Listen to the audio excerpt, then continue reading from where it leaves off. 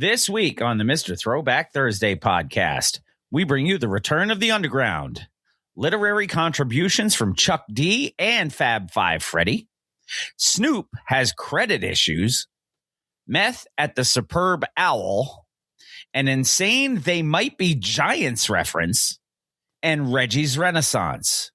What else? Let's listen. It's not just any day. It's Mr. Throwback Thursday. All you kids want to get on and shit. You are now about to witness the strength of street knowledge. I'll be damned. At the count of three, I want y'all to tell me the name of my DJ. 1, 2, 3. Hoppers pop and the breakers break. The fellas say oh and the girls say hey. Give it up for the DJ, Mr. Throwback Thursday.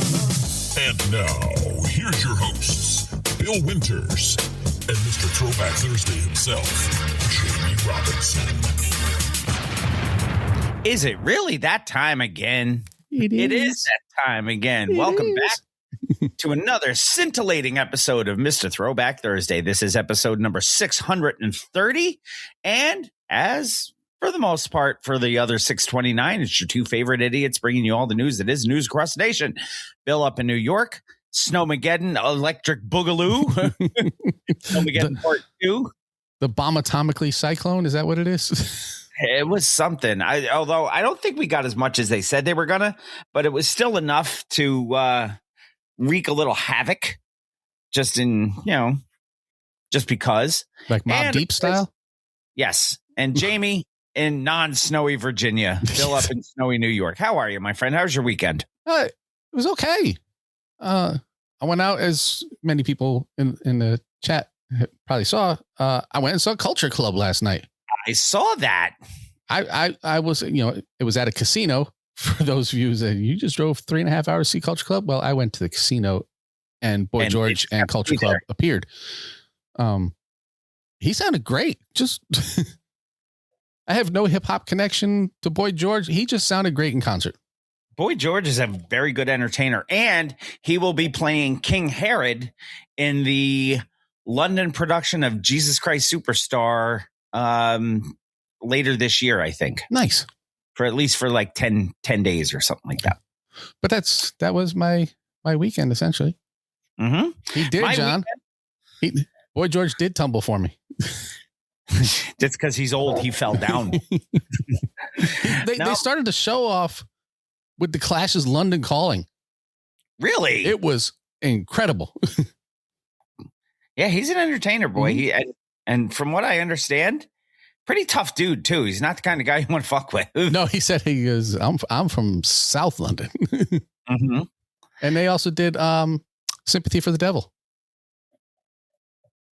Okay. Yeah. A little Rolling Stones action. Nice. Yep. That was their introduce you to the band, so everybody gets their 10-second solo. That was what they played. Very nice. My weekend was hockey, and more hockey. Nice. And watching snowfall. And watching, yeah. Not the show. Nice. So Lion had a good weekend, he said. Yes, he finally got out of the hospital.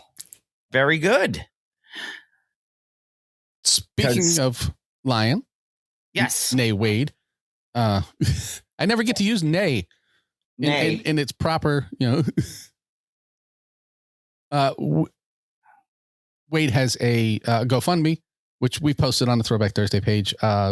He's been in a bit of a situation. Ooh. Yes. Where he was smashed into by a motor vehicle, which had 4 wheels, and his only had 2. That's 2 extra wheels. That is. And some extra tonnage too, I would believe. But you can check it out on our Facebook page. It will also be on the Tweeter if people still do that. I will put it up as much place as I can. I was driving most of the day, so I only got Facebook covered.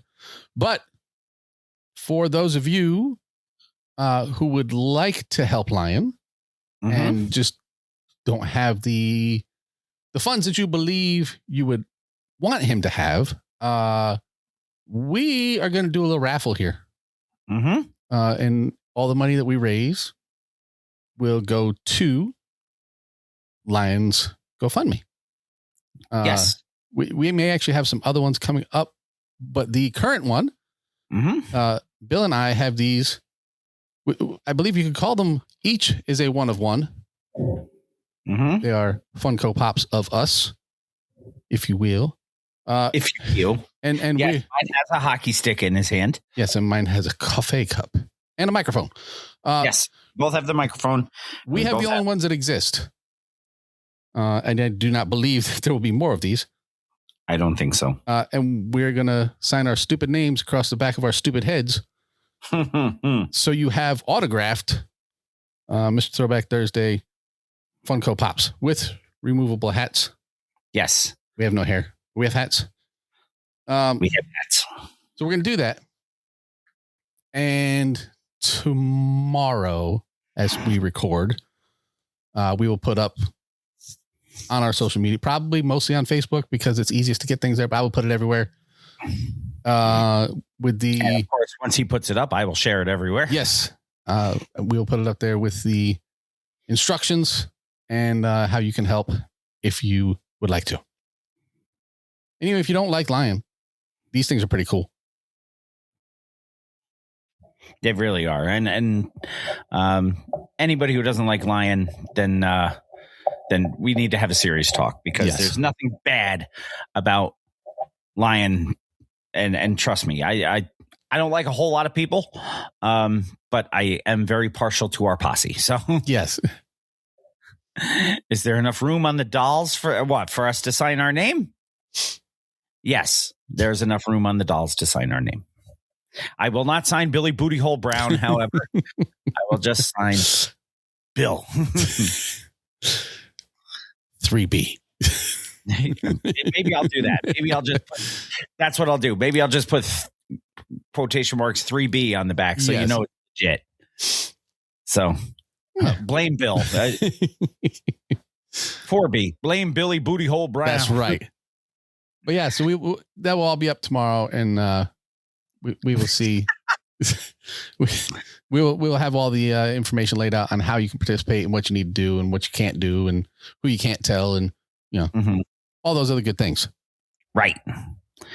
So what do we have on schedule? I have forgotten.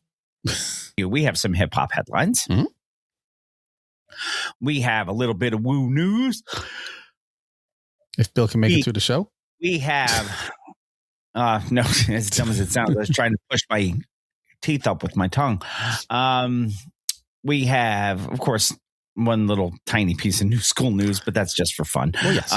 A one and done, which, again, one I had not seen. Oh, this is awesome then, because you have no idea who he is. This is going to be fun when we get to the reveal. The record of the week, I do know. Yeah. And we'll remind you who the artist of the month is for February. I believe this is the final week. I believe so, yes. For this artist of the month. So get your thoughts ready for the March 2026 artist of the month. I will, of course, read some lyrics, and then we will put a bow on this because we don't have any old in the news or anything this week. It's the first time in a while we haven't. Yeah. Yeah. I think I have a couple stashed. It's just, I think we're full tonight. So we'll hold off. So we will just do what it is that we do. I would say that we do best, but it's us. We don't really do it. The thing we do best is sign off from this show. Yes. We've got that part nailed. We're pretty good at it.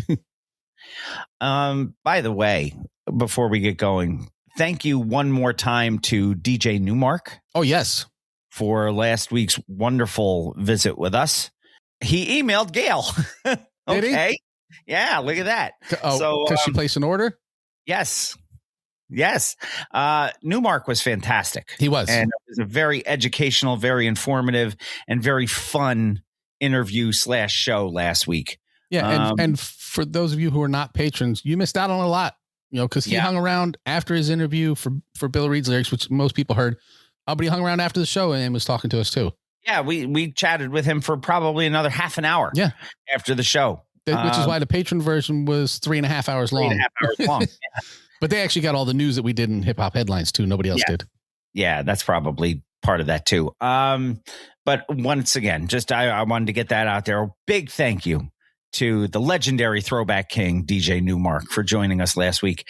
And shout out to Scooter Bobby for hooking us up with him. Scooter Bobby, yes, absolutely. And if you're in the TBT FFL, who knows? Newmark was interested in playing. He may be your competition next year. Yes.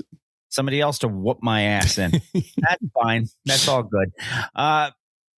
Shall we get started, sir? Please. I would like to request then that you so kindly hit me with a little of that Triple H. Okay, player. Not a-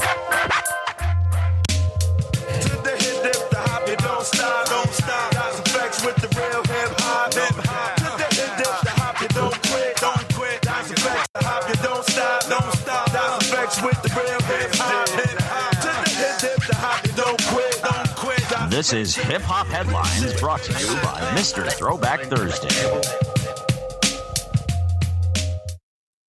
We'll get on it. It's your time. My tone will start with the return of Humpty. Yes, not Young Hump. No. And this comes to us from Your Web, EURWEB. Yes, not mine. No, and not mine, and not theirs. No. Europe's. Major announcement for all the P-Funk babies and hip-hop historians out there. Digital Underground, celebrating their 35th anniversary of their groundbreaking debut album and one of the best albums that we've ever covered. Yes. Sex Packets. $1 or $2. Yes. Massive reissue dropping late March. DeMarcha. Tommy Boy Records is pulling out all the stops for this one. The release features a remastered version of the album on light blue and black splattered vinyl. And coolest of all, a 3D pop-up gatefold sleeve that opens into a miniature recording studio. That's nice. And for those of you who don't remember, the black and blue splatter would be the original album cover was black and had that blue neon around Digital Underground and Sex Packets. The reissue is also packed with rare gems, including the previously unreleased track Blue View, the full unedited version of Gutfest 89. Gutfest. A thick bitch with big legs. It's Gutfest 89. It's a perfect time to revisit the album that introduced the world to Shock G, friend of the show Money B. Yes. Still friend of the show, even though we woke him up at 6 in the morning. We didn't do that. His management did that. We had nothing to do with that. And of course, the nose-wearing legend himself, Humpty Hump. And who else is on there? Piano Man, MC Blowfish. The whole crew is on that record. This wasn't just a collection of songs. It was a high-concept sci-fi funk opera about a government pill that gave you psychedelic wet dreams. And it was a lot easier to spell Sex Packets than it was to spell ayahuasca. Yes. 35 years later, it still sounds like the future. It is one of my favorite albums ever. Yeah, that's it's one of those ones that doesn't have a skippable track on it. No. So, yeah, it was built around this wild sci-fi thing, a hallucinogenic sex pill. Cost $1 or $2. Cost $1 or $2. Just tell me how many for you this time. And it harkens back to before streaming when you could do concept albums and every track, kind of went one after the other. Yeah. We had so many great songs off of that record. Say you're G-in. G-in? Nobody else. That's one of my favorite ones. Freaks of the Industry is probably my favorite song on that record. Yep. My head under her leg, under my arm, under her toe. That is the worst game of Twister I've ever heard. Underwater rhymes. It wasn't until much later on that we found out that Shock G and Humpty Hump and MC Blowfish and Piano Man were all the same person. And when everybody assumed, but they would show up together. Humpty and Shock G would show up together, and you'd be like, well, maybe not. But what we did find out is that Shock G is friends with Cool Keith, and they had a competition to see who could come up with more aliases. We find that out when we talk to Money B. And Cool Keith won. Now, Shock, great lyricist. Yeah. Was he talented musician? Was he overshadowed by the silliness of the Humpty Hump character? I don't know if I would say overshadowed. I would say I think that helped people to realize how versatile he was as an artist. Yeah, but I don't think a lot of people knew they were the same person. Oh, people suspected. People suspected, but it was never. I mean, it was never put on any of the albums or anything. But it came out later on. Mm-hmm. Like, okay, you should know. But no, there was still. I didn't know Easy Q and Derek B were the same person either. No, and just to jump off on it, I watched the Bad Young Brother video, and Easy Q, Bad Young Brother, Easy Q was dancing around rapping. This whole thing takes place like in a white room. Not the KLF white room, but this is a different one. And he's out there rapping, and then he says, my DJ Derek B, who's the best, and like the camera pans over to he's like a blacked out figure, like he's in the shadow, but he's got his hat on backward just like Easy Q. He's built just like Easy Q, but never. I'm like, all right, we have twin hype, so they could look very similar if be brothers, whatever. But yeah, and Derek B had one of the hottest records in New York. Yeah. And this is an interesting take. They said Digital Underground didn't just sample Parliament Funkadelic; they effectively became the next generation of it.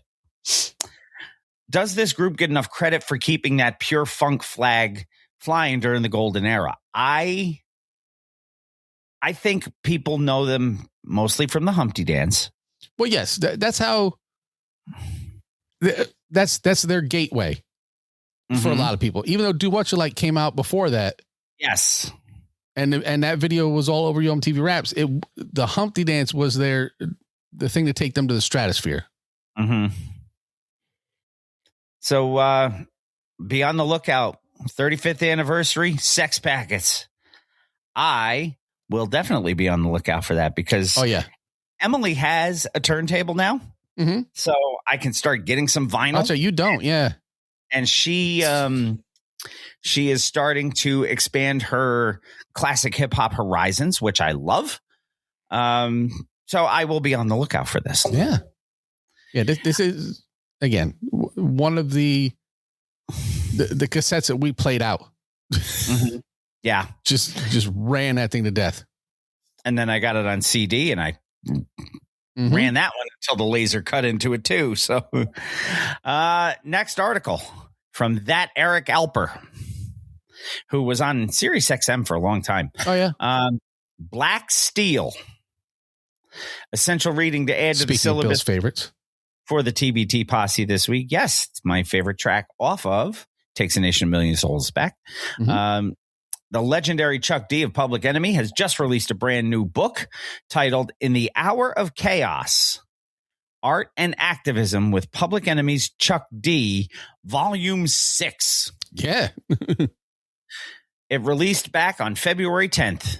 As part of the California series in hip hop studies, this isn't just a standard rapper autobiography.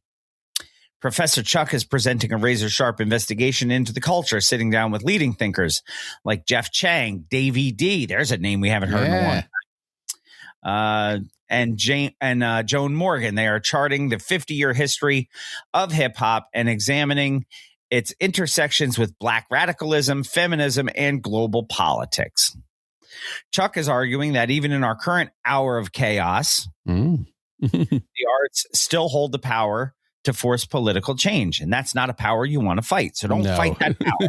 For anyone in the Gen X podcast network family who grew up learning more from It Takes a Nation of Millions than from the evening news, which you and I fit that mold. This deep dive into the mind of hip hop's most unapologetic revolutionary and one of the most intelligent and well-spoken hip hop legends ever. Chuck is just brilliant. I agree.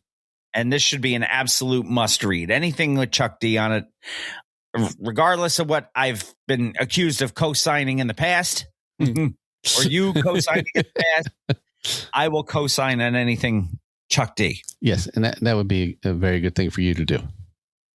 Now, Chuck called. There it is. Chuck called hip hop the black CNN for Gen X. Yes. This current hour of chaos driven by social media algorithms and fragmented news. Do you think hip hop is still capable of being that unifying news source, or has the culture become too decentralized? I don't think. So DJ Newmark joining over on the gram. Hey, DJ Newmark. I believe that hip hop has lost the ability to reach people like that. Yeah. But when someone like Chuck D comes out, or Big Daddy Kane, or Mo D, or Chris, the people who were already speaking. Yeah. Yeah, that's what I was going to say. I think individual artists still have the power to do it, but I think hip hop as a collective has veered away from that. Right, because you don't, aside from like Nas and very, very few other, Jay-Z, you don't have those elder statesmen in today's hip hop. So you have a bunch of kids, which is what we had. Yeah. Aside from Chuck, who was older, but you have a bunch of kids and nobody's going to listen to what they say about world events but you're going to look to Chuck and go, I know Chuck D. Chuck D has always been the man to speak out. I'm going to listen to Chuck. So I think some artists who still carry weight in like a Chuck, like a KRS-One. Yes. Yes, they still have that influence, so to say, but I don't think anybody who comes out today, I don't even think Kendrick has that kind of. I don't think it's in his wheelhouse. I don't think that's anything he's ever would do. Tried to do. Right. So I think out of everybody now, if anybody was to be the one to do it and have any chance of reaching a mass audience, it would probably be him. Right. Well, no, Lion says Daddy-O. That he is in that same group of people that I'm talking about. Yes. Chuck and Chris and Mo D and Kane. Daddy-O is definitely on that level where you hear Daddy-O come out and you're like, wait, what's Daddy-O coming out talking about? Because he's not everywhere saying, oh, I have an opinion on this. I have an opinion on this. And of course he does. Lion says that Chuck looks up to Daddy-O. He should. Anybody in hip hop should look up to Daddy-O. Yeah, really. One of the, I don't want to say founding fathers because it makes him sound old, but one of the well-revered gentlemen of hip hop. Yes. And a gentleman too. Yeah. Whose name and word carries weight. Carries panache. Yeah. So, I just think it's a different attitude that most of the culture, the modern culture, has now. It's just not anything they concern themselves with. This book is volume 6 in the California series in hip hop studies. When true street level activism gets formalized into university textbook series, does that give it more panache and more weight than just, say, a novel? Again, for us, yes. For people of our age and experience, yes. To the people at that college level, I'm not quite sure. Or is it ironically, because it's now considered curriculum, does it strip away some of the raw rebelliousness that you expect? Because it is now, well, we have part of a syllabus. You have Bun B was an adjunct professor. Sha Rock, Mad Skills. So this is a thing Which, by the way, he came out and told us it is still Mad Skills. It is. Yep. No, I apologize to him too. I messaged him and said, I know you. This is what it said in the article. We were just going with what we were given. Yep. I understand. 757 represent. I got you, man. Mm-hmm. Mad Skills it is. Be on the lookout for the book. I even though it is, I guess, some kind of curriculum thing, I'm sure it'll be available to the public. Mm-hmm. So be on the lookout. And you being a hip hop book person, I'm sure you'll find it. I will. Article number 3. I remember reading this when it happened. Mm-hmm. And I thought it was kind of funny because this happens to everybody at some point, whether it's their fault or not. Your card has been declined. Yes, this isn't from People Magazine. This isn't, I floated a check because I was short this week. Sometimes shit just happens with your card, especially if I've been overseas, many times. And you got to be careful using your card. Mm-hmm. One, because exchange rates change between the time that you purchase something and the time you put the charge through. But that's a different story. Sometimes it just doesn't get recognized. Right. For whatever reason. I mean, even here, sometimes there's a glitch in the matrix, Yeah, you go to tap your card or whatever, and it says, nope.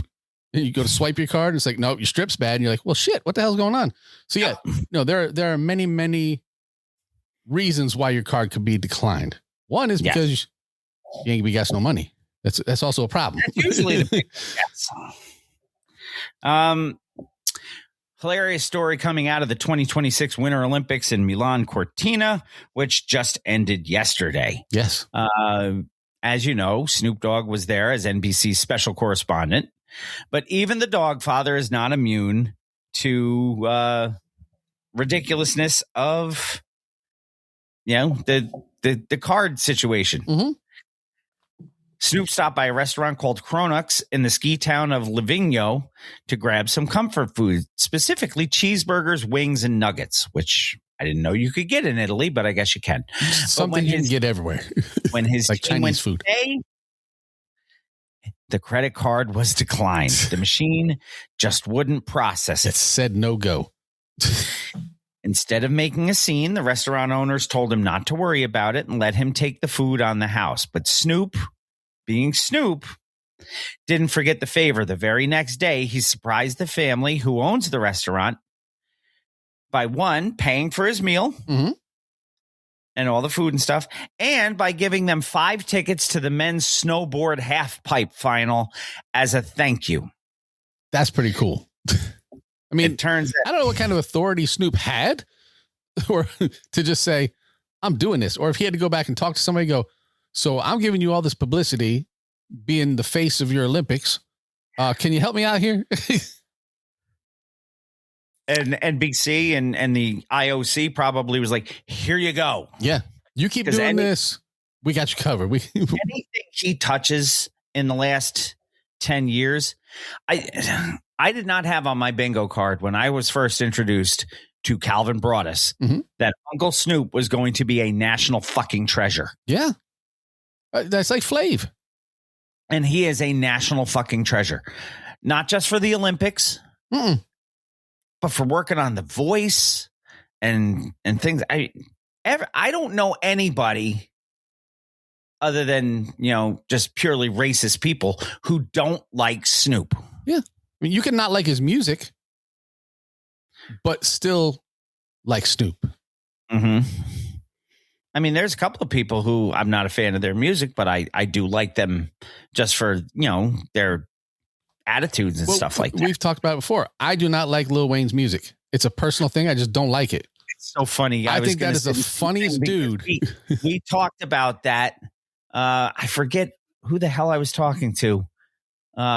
But they wanted to see like a revamp of the Rock and Kevin Hart thing. That was me with Batista. Oh, was it you? Yeah, with Batista and Lil Wayne. Yeah, because I saw him in a commercial, which I can't remember what the hell the commercial was for. It was a few years ago. Yeah, but he was funny as hell. Hysterical. Yeah. He was in a Super Bowl commercial this year too, and I forget what one it was, but I remember seeing him for that, and I was like, he's a funny dude. What up to C-Cabs over on the gram? What's up? I guess it turns out that a few declined burgers were the best investment that restaurant ever made. Hell yeah. So we've all had our cards frozen when traveling. Mm-hmm. I feel a little bit better knowing that it even happens to Snoop.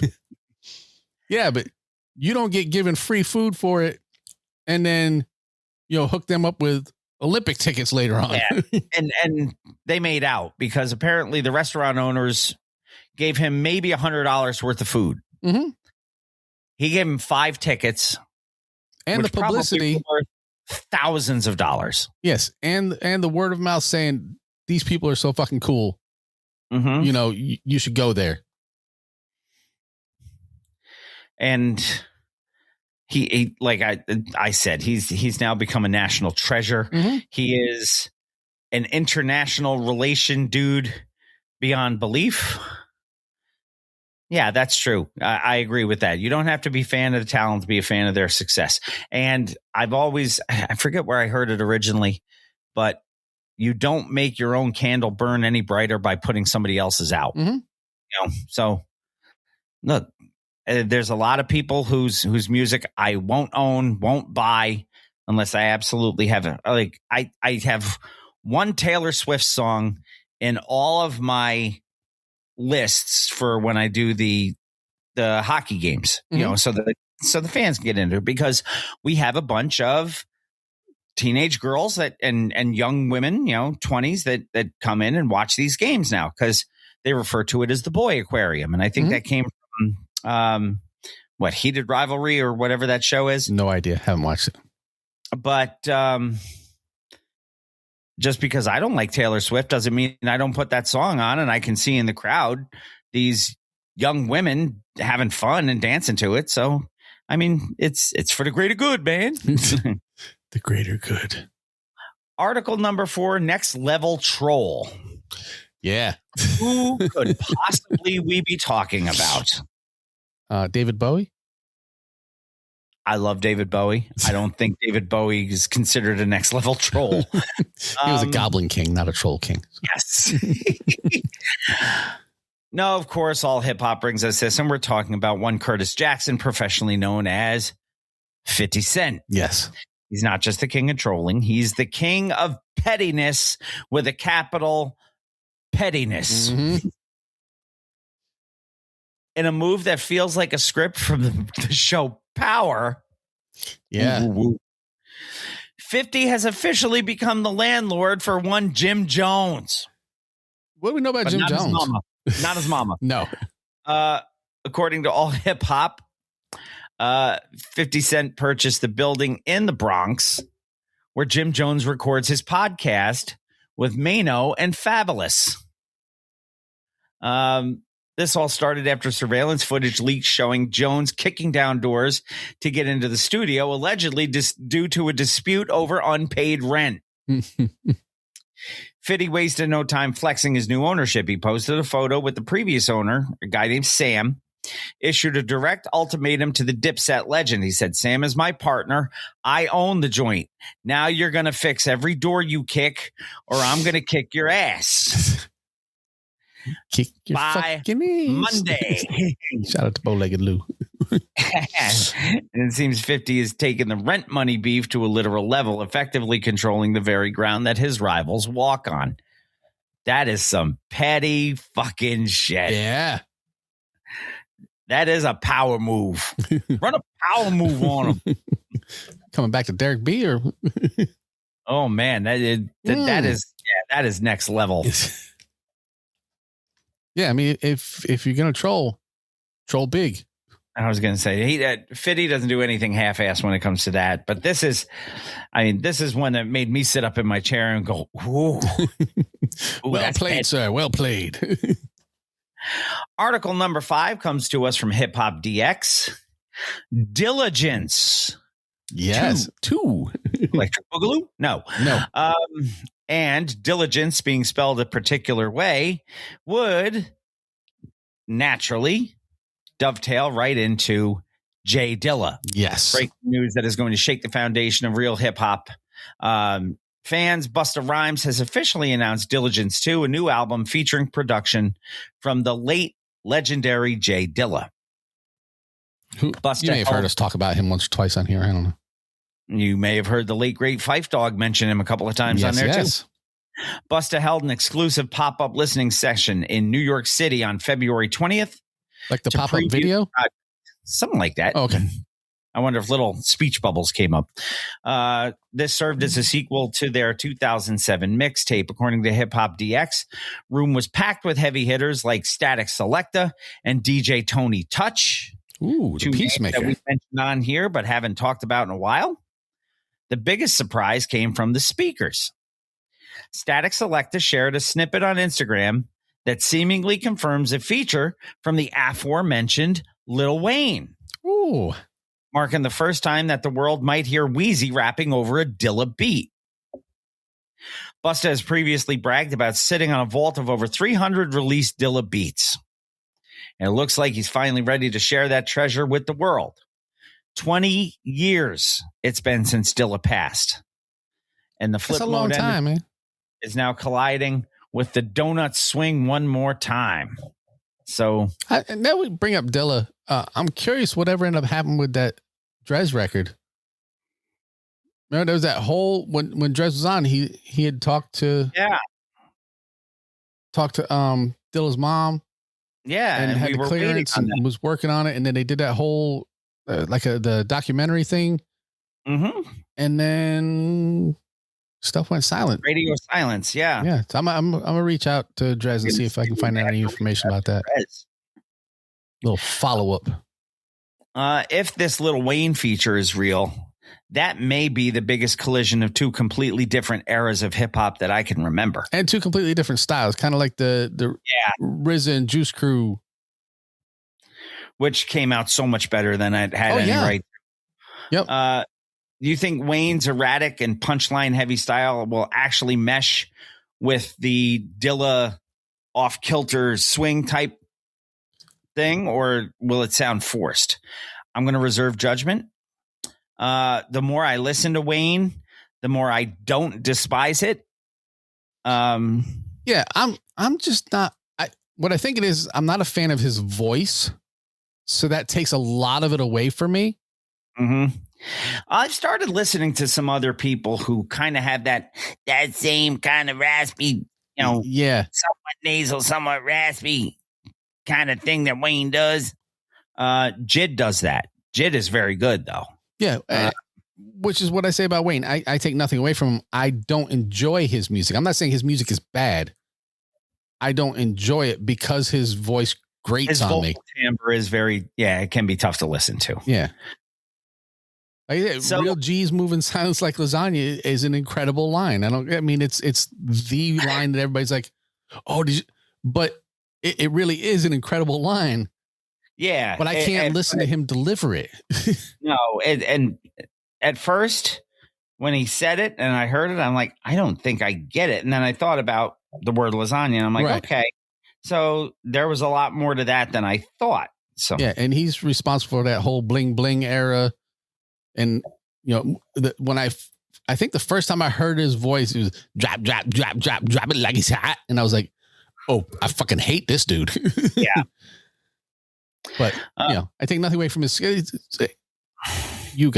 I take nothing away from his skill. Mm-hmm. I just do not enjoy it. So the original Diligence mixtape is considered a cult classic. Mm-hmm. A lot of times these part twos are disappointing. Fair. Blueprint 3, Marshall Mathers LP 2. The only one that didn't disappoint to me was Muddy Waters 2. Yeah, that's because it took 300 years in between. Now, it's been asked, is Busta risking his brand by trying to recreate that magic? I don't think so. I think Busta's kind of untouchable. Yeah, he's one of those. He's like Reggie. He's like. And as much as I'm not a big fan of his music in the later years, he's like LL, where he has been in every era. So who's going to tear him down? Yeah, nobody. I don't think. Yeah, it's difficult. He's at least liked by every era. Yeah, I think that's a good point too. Article number 6. That's what he told us. He did. We have a literary event coming up that's mandatory reading for anyone who Pay attention, John, because I'm going to want this one. And this is not the book we talked about before, although that book is on my list too. The legendary Fab Five Freddy, who said that everyone was fly. That's what he told us. That's what I said. The legendary Fab Five Freddy, the man who effectively built the bridge between the downtown art world and the uptown rap scene, is releasing his memoir, Everybody's Fly, A Life of Art, Music, and Changing the Culture. This book is set to hit the shelves March 10th of this year via Viking. And this book isn't just a recap of his time cruise line. I believe it is, yes. Okay.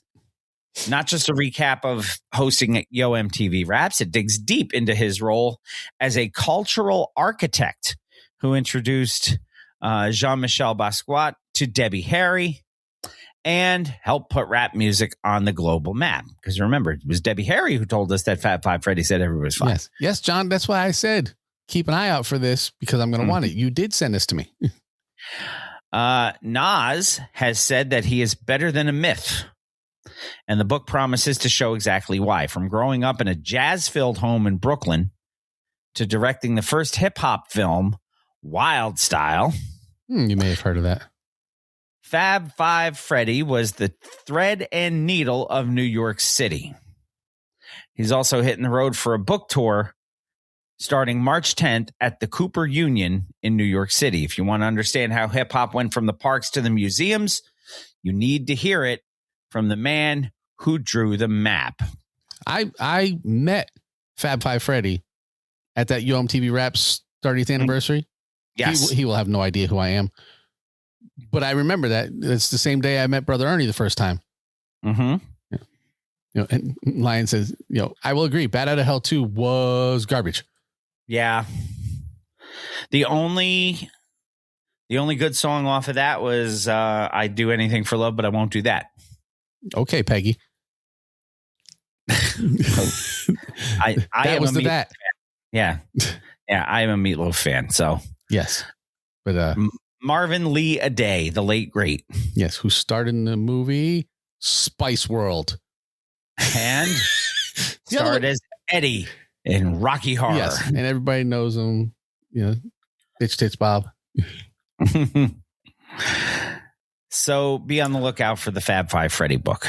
Yes, I will be. What comes after article number 6, my friend? Article number Super 7.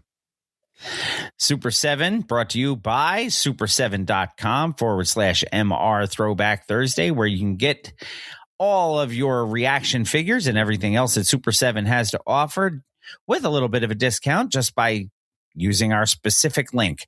And that is super7.com/MR Throwback Thursday. You're not getting this one. No. This is Frankie Pulitzer. Mm-hmm. From Czarface. And that was my in wife, the my blind wife's boxes. favorite actor right now. I told you that dude's awesome. Yeah, for those of you who don't know, Frankie Pulitzer, government name Tom Hardy. Yeah, and my wife has changed from Tom Hanks to Tom Hardy as to who she would leave me for. That is her new hall pass. You know what? I would leave you for Tom Hardy too. I'm sure you would. Mr. Throwback Thursday. I would not leave you for Tom Hanks. No, I would leave you for Frankie Pulitzer. So article number Super 7 comes to us from our friends at AFH. It is Red Man's Renaissance. Yeah. We have a deep dive into the mind of one of hip-hop's most energetic characters, Reggie Noble, professionally known as Red Man, the hot topic. Indeed. Sat down with AFH to discuss his highly anticipated album, highly revered album, Muddy Waters 2, and revealed that the reason why it took so long wasn't just about business. It was about a lifestyle overhaul. Yeah. At least part of it that you would not have expected from Reggie. Actually, I don't think any of it you would have expected from Reggie. No. The Funk Doc, man famous for how high and weed culture, and he still talks about it a shit ton on Muddy Waters 2, admitted that he quit smoking and became celibate for 2.5 years to clear his mind and reset his spirit. Yes, Reggie Noble did that. Funk Dr. Spock did not. He told the interviewer, I had to find out who I was without the funk doc persona for a minute. And as somebody who has been around people who work in the radio industry, sometimes people kind of live their gimmick a little too much. Well, yeah. I mean, wrestlers did it. Oh, yeah. Wrestlers do it all the time. Fucking New Jack. New Jack was crazy. Johnny K-9 did too, didn't he? Johnny K-9 was nuts. Yeah. Johnny K-9's gimmick was a lot more tame than his real life. Person. Yeah. No, I like Ted DiBiase when he became the $1 Million Man. McMahon actually had him in limousines and stuff all the time and carrying shit tons of cash so that if anybody saw him out and about back then, kayfabe was a real thing, and he was the $1 Million Man. I mean, kayfabe died when it was revealed that Hacksaw Duggan and Iron Sheik were in the same car together and got pulled over. But that's neither here nor there. When we host our wrestling podcast, we can talk about that. Yes. Anyway, this wasn't just a spiritual journey for Reggie. It was a technical one too. He revealed that he scrapped an entire earlier version of the album because it didn't feel current. That's crazy. An entire album. Rework it because I don't like it. Good on him for having the fucking balls to do it, though. Yeah. As opposed to just putting out garbage for the sake of putting something out. Right. I said I was going to do Muddy Waters too, so I have to put it out. Here it is. There's a lot of people who put out garbage just for the sake of putting something out. Yeah. Too many people. He taught himself how to shoot and edit his own videos so he wouldn't have to wait on a label. And he stated that the independence was not rebellion, it was survival. The red man that we got on Muddy Waters 2 is sharper, somewhat more sober, and a fuck ton more self-sufficient than he ever was before. And that record, still heavy playlist of mine anyway. And while I would never in my life compare what we do to what Redman does, that's kind of what we had to do here. We had to learn how to do everything for ourselves. Yep. Or it wasn't getting done. So, yep. I mean, that's sometimes that's your best teacher. Yeah. Pressure. So thank you to AFH for bringing us article number Super 7. Yes. Article number 8, FloridaPolitics.com. Yeah, because that is something we ever thought we would use as a source on this show. Vote Uncle Luke. Vote Uncle Luke. Yes. That's a chance to happen. And Mohey. And Mohey. Major political news coming out of the Sunshine State proves that hip hop and politics are closer than you might think. Go to the polls. Go to the polls. Keep your girls off the poll, but go to the poll. Yes. Luther Campbell, better known to the world as Uncle Luke, and the leader of 2 Live Crew. Oh, my God. Pop that ballot. Pop that ballot. He's officially announced he is running for Congress in Florida's 20th district. According to real Florida thing. Politics, this is a real thing. Luther Campbell made the announcement on WPLG's This Week in South Florida, stating that the residents of his district are currently very underserved. And why? Go ahead. He's challenging who? The incumbent Democrat, Representative Sheila Cherflius McCormick, who is currently facing federal charges for allegedly, of course, stealing $5 million with an M, Mookie, in government disaster funds. So this is your current congresswoman person. Yes. She done ripping off FEMA. So that is what you have. And Luke is running against that. What does it say if Luke can't win? It says that there's a reason why Florida Man is a very popular game to play online. Yes. You just go into the search window and you type Florida man, and then you click on the first article, and it's usually some bizarre police report. Of course. Campbell resigned from his job as the football coach at Miami Edison High School to focus on this campaign. He's pitching himself not as a politician, but as a businessman and community activist who can actually get things done. He even dropped a bold claim about his ability to reach across the aisle, saying, who's going to be able to go talk to Marco Rubio? Who's going to be able to go talk to Donald Trump? Uncle Luke. Yeah. It looks like the man who fought the Supreme Court for free speech is now ready to fight for a seat in the House. He may win, Jesse. He may win, which, by the way, fresh in peace, Jesse Jackson. Yes. And now you bring him up real quick. When I turned 18 years old and was a senior in high school, I had to register to vote because I was 18, selective service, the whole deal. I knew shit about politics at 18 years old. As most 18, although I will say the 18-year-olds now. Yes, it's a very different world now. More well-versed, yes, but I don't think they're as smart as they think they are. No, but 1989 was a number. And, yes, it was. And I didn't know shit about shit.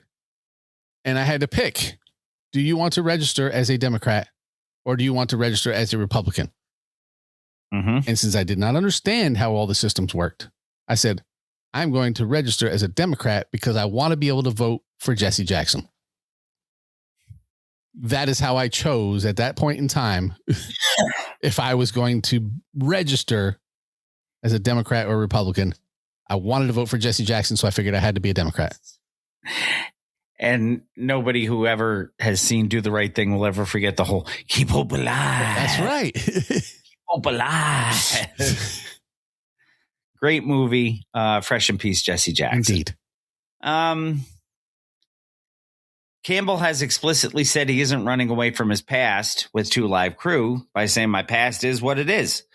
In 2026, should voters even care about obscene lyrics from 35 years ago because they have so much more that they can pick on? Well, exactly. Because, all right, his opponent at this point is another Democrat who is currently who's currently being accused of stealing $5 million. So by saying he said pussy on a record once and got censored, you stole $5 million. I don't think this is a fight that you want to take on. No, not to do the 6-7 thing, but this is no. Yeah. I think he's got a decent chance if that's what he's going up against. Yeah. I believe you and I would have a decent chance going up against that. But if that's the case, but Luke has always been about his city, about his neighborhood, about his community. Oh, he's always repped Miami. Right. So to be the guy to go, I actually have a chance to rep this city, to look out for this city, to look out for this district on a national level. Why wouldn't he go do that? If he's got a shot, I mean, makes perfect sense to me, sir. Again, $5 million. I believe that qualifies as grand theft. I believe that is a felony, sir. Yes. You could be president now. Sorry. And now, is it ready? Always. Hit it. And now, new school news. And this comes to us from our friends at Hot New Hip Hop. Ray J denies faking bleeding eyes and claims that a fan stole his heart monitor. Okay. He also said he doesn't think he's going to live another year. So yeah, he also said, hey, you remember me? I was in that video. Yeah, I was in the video too. Yeah. You know my sister too. Which, by the way, Kris Jenner is all over him for shading Kim Kardashian in the news lately. And I'm like, oh, she shades herself. Yeah, I know. She don't need no help. Is that a new cosmetics line she has? Maybe. Who knows? Kim Shades is enough of that. Shit. And we are going to take our first break of the evening. And when we come back, it will be time for Woo News on Mr. Throwback Thursday, episode 630. Now check it out. Check what out? Yo, check this out. Yo, microphone check 1, 2. What is this? The 5-foot assassin with the roughneck business. Yo, it's your man Fife Dog from ATCQ, and you're listening to my homie Mr. Throwback Thursday. One love. Dear Dilla, all day. Put it on. Play that. Rewind. Play it again. You Out. wanted just to fight for, but you still don't know the half. I sport New Balance sneakers to avoid a narrow path. Messing around with this against the size of them. I never had. 1 2 1 2. What's good, yo? This is Ghostface straight from Staten Island, New York. And right about now, it's time for Woo News with Jamie and Bill. Y'all know what it is. Get it correct. Mr. Throwback Thursdays, Jamie and Bill. You know what I mean? On Woo News. That's what's going down right now. Y'all check this out. Exclusive. Peace. The RZA, Jizza, Raekwon, Master Killer, Inspector Deck, You God, Method Man, Ghostface Killer, and Old Dirty Bastard. It's now time for Woo News with Mr. Throwback Thursday. So welcome back, Mr. Throwback Thursday, episode 630. It is indeed time for Woo News. And because I haven't had to do this in a while, we will start with Big Game Picture Taking Man. Yes. This comes to us from Black Enterprise. We have a cool story about a hip-hop legend finding a new passion on the biggest stage of them all. And we've talked about this passion of his a couple of times in the past. Clifford Smith Jr., professionally known as, wasn't just watching the superb owl from a luxury suite this year. He was down on the sidelines working as an official NFL photographer. Yes, we talked about during the regular season, he got to be a photographer for the Jets. According to Black Enterprise, the Wu-Tang icon donned a media vest and a professional camera set up to capture the action for the league. This was not a one-off publicity stunt either. Clifford Smith Jr., professionally known as, previously shot the Jets versus Browns game back in November of 2025, and apparently the NFL liked his eye enough to bring him back for the superb owl. He's part of the NFL Celebrity Photographer Series, which has also featured stars like Marshawn Lynch and Kevin Durant behind the lens. Fans are loving this Renaissance man era for Meth, who is simultaneously crushing it as an actor in Power Book 2 and now building a portfolio as a sports photographer. It gives a whole new meaning to the line, "I came to bring the pain. Now he's bringing the frame." And like you said, we talked about this when he did the Jets game because he's a huge Jets fan. He's part of the Jets. What is he? The honorary Jets fan or something? Yeah, he's in the the Ring of Honor or whatever. The fan Ring of Honor or something. Yeah. Yeah. So good on Mr. Clifford Smith Jr. The great unifier, the Wu-Tang. This comes to us from Brooklyn Vegan. This one threw me for a loop. We have a musical crossover that sounds like a Mad Libs headline. Yeah. Not a Woo Mad Libs headline, because that's a John thing. Which we need to get back to, John. Indie legends They Might Be Giants have just announced their new album, The World Is to Dig, dropping April 14th. And the lead single on that record is titled Wu-Tang. Okay, player. Tell me more. Now, before you get your hopes up, this is not a cover of Cream or Protect Your Neck. According to Brooklyn Vegan, it's an original upbeat power pop song that serves as a tribute to the group rather than an imitation. Yes. The lyrics of the song describe a narrator who is at the end of their rope until, quote, in walked the answer in the persons of Wu-Tang. This is crazy. John Linnell explained that the song was originally going to be a jazz standard about heavy metal, but it morphed into this. A jazz standard about heavy metal. He also wisely noted that the song is, quote, void of any musical reference, end quote, to the Wu's actual sound, because as he put it, would we ever attempt to emulate their sound? Not publicly. No. Yeah. This is not the first time I've heard of songs by one artist that titled somebody else. Yeah, but when was the last time you heard of anything from They Might Be Giants? A long time. And long time. And where in your bingo card did you have? Never. No place. Not even the free space. Not even the free space. Yeah, that's first of all, that is a definite They Might Be Giant sound. Oh yes, most definitely. But I will reserve judgment until I hear the whole thing. Yeah, but like, I mean, I've said it for years. Wu-Tang is the great unifier. They cross so many boundaries, whether it be musical, influential, color, anything, economical. There are no boundaries when it comes to the Wu. None. I mean, we'll take my nephew, who, happy birthday today as we record, to my nephew Trevor. Turns 21 today. Wow. Yeah. Carrie's got a 21-year-old? Yes. She turns 50 this year, by the way. I'll put her ass out there. So Trevor turns 21 today. Trevor is a fan of the Wu. Now, my sister, not a big Wu-Tang fan, so it's not like he grew up listening to Wu. He discovered Wu-Tang much later on. Gail, of the TBT posse, has traveled to see Wu-Tang perform. So we'll take them. I'm not trying to say you're old, Gail. I'm just comparing you to my nephew. Two ends of the scale: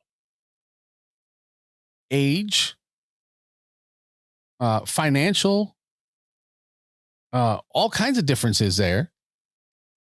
But they both get it. So They Might Be Giants, definitely not musically anywhere near Wu-Tang, but they get it. It doesn't matter who you are. There are very few groups in the world you can say that about. And whether it is musically or if it is you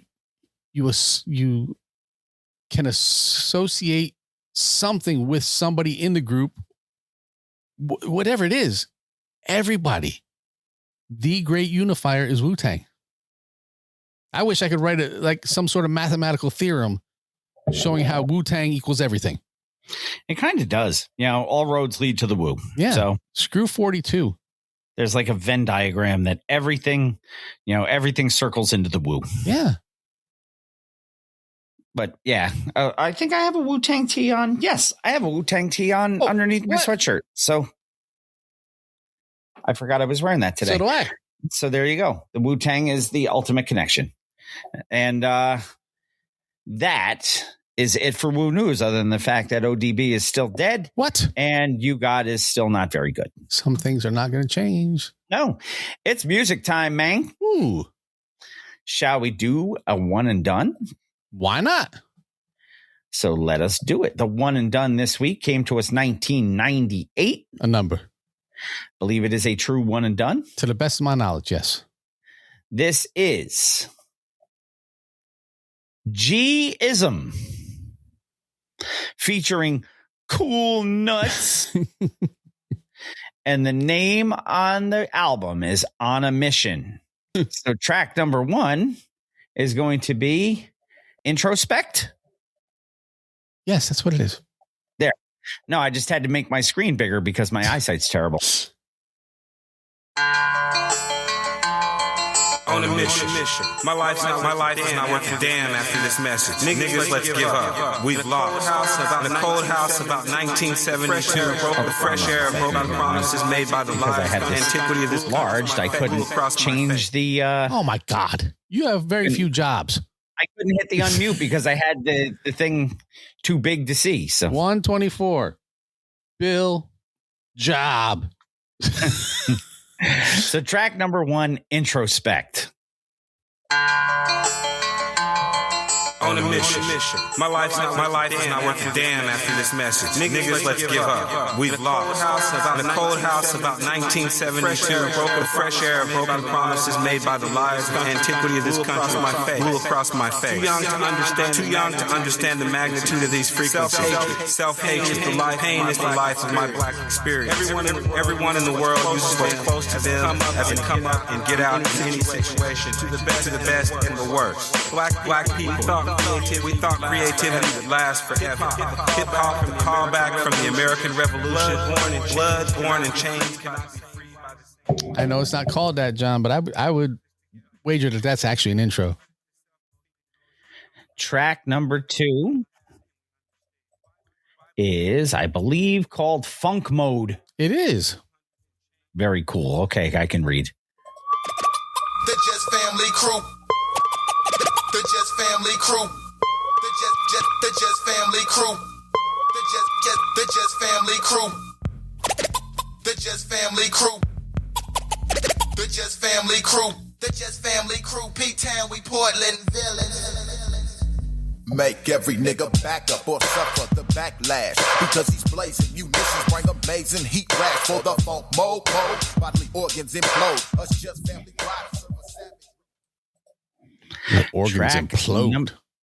Ugh, gross. Track number 3. Is that Dead Poets? It is. Dead Poets. Not a society, mind you. No.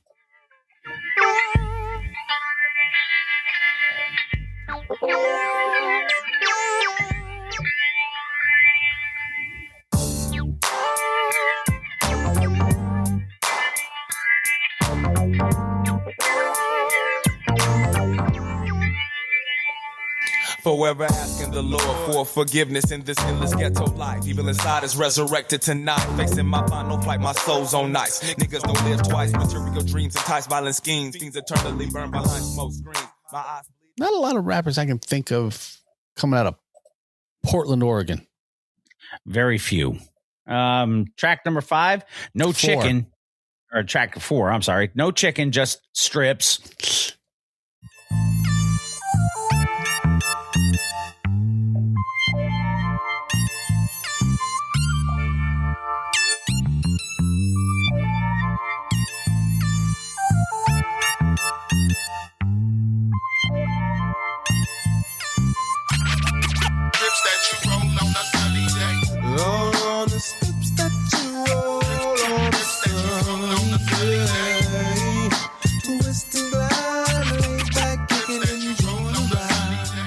And I just feel like the Dove Shack should be involved with this. That was a really Warren G kind of feel to it.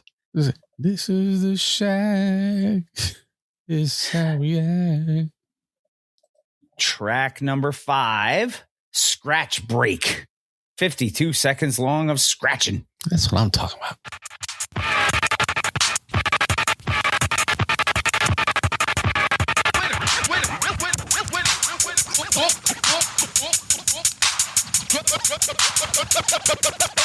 Yo, stop fronting and use your track.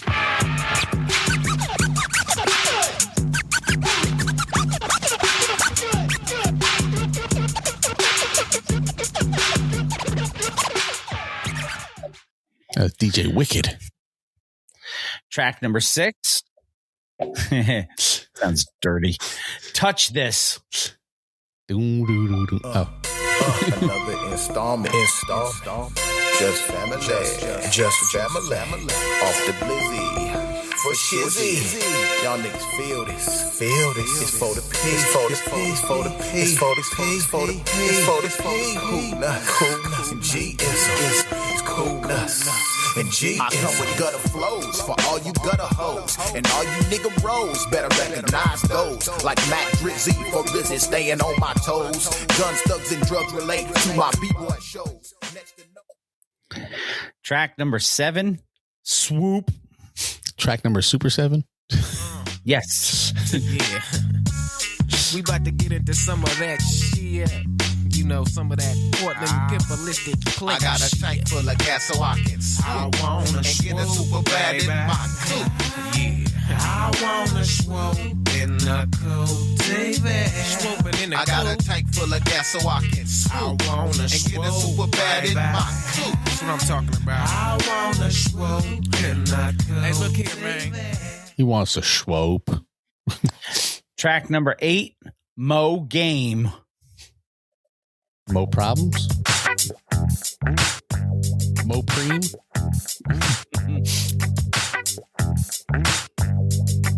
Yeah, it's going down. I got these busters in my mix, so I'm about to clown. Touchdown on that dome, keep on talking. I'm hawking when your Randall gets to stalking. Best believe you better often. Not flossing until I say perpetrate. See, I beats like Satan for a little bit of Nathan. Do it, but to do it, and you knew it. Now it's set.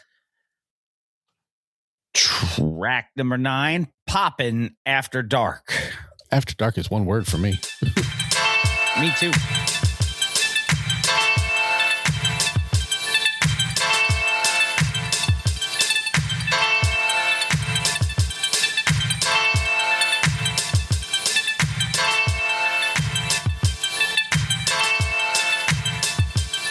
We keep it poppin' at the party. Homie sippin' rosé, twist the lemon in the Bombay. Shook off that Carvasse, playboy, hella flamboy. Keep it cut to a T.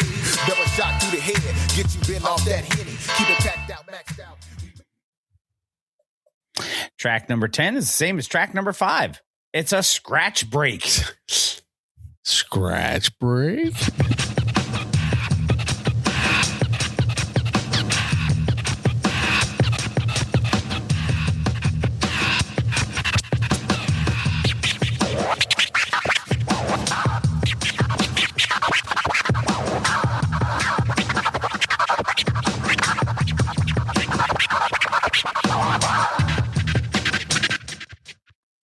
I love when DJs were still important in a hip hop record.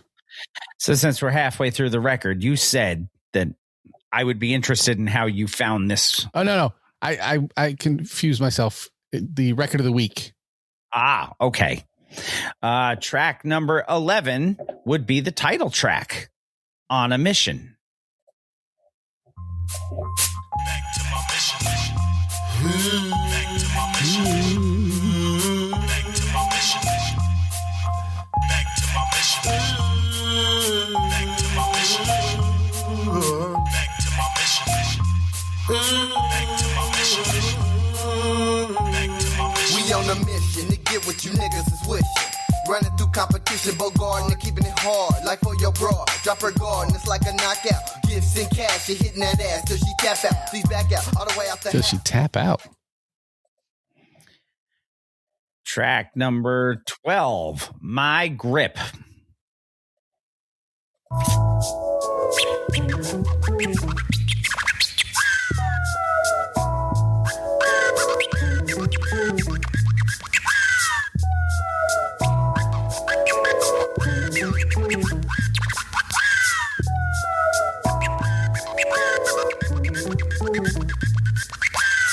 Grade square biz, schoolboy for Shizzo, Grand High School, trying to cop me a Rizzo, dope Nizzo, my game, not mature yet, I'm wet behind the ears and yes, I'm far from a vet.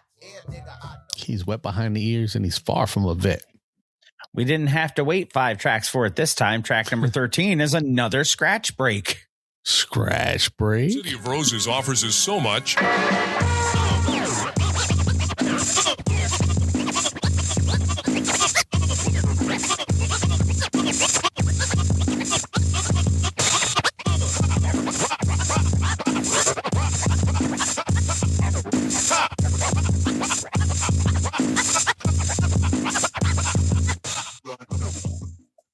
DJ Wicked getting a lot of love on this record.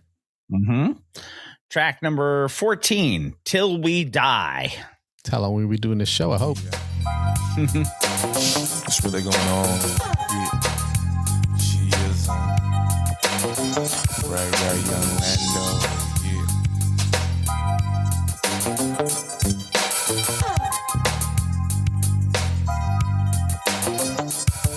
Here I come, here I come. Death looking at you, sick off the liquor. Grab the SK, killing them quick as ski mask. How you do? Some bustin' slipping, just some more gangster shit.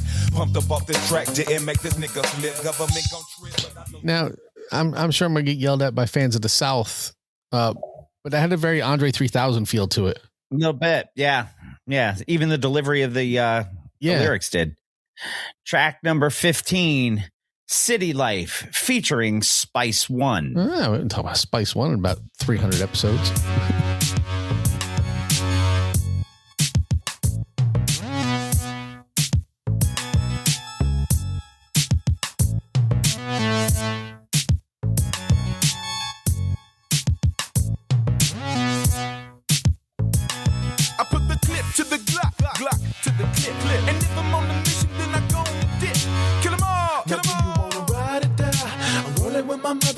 Ride or die. Oh. Track number 16. I did give you 3 guesses what it is. Are we itching? We are itching. Then I'm gonna guess it's a scratch break. Scratch break.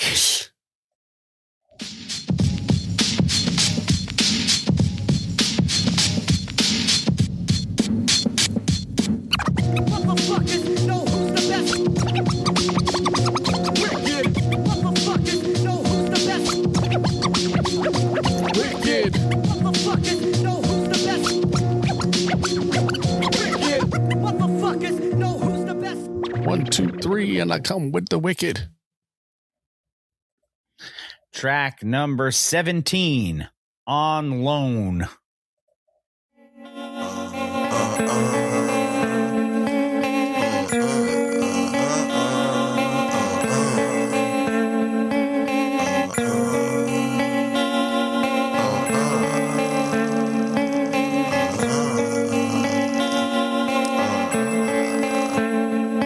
Masculine ways, many hot sweaty days for my body to percolate, but I can't hesitate. Mind state down in dirt. This game don't come for free. If I kiss all up you. Track number 18, Just For You.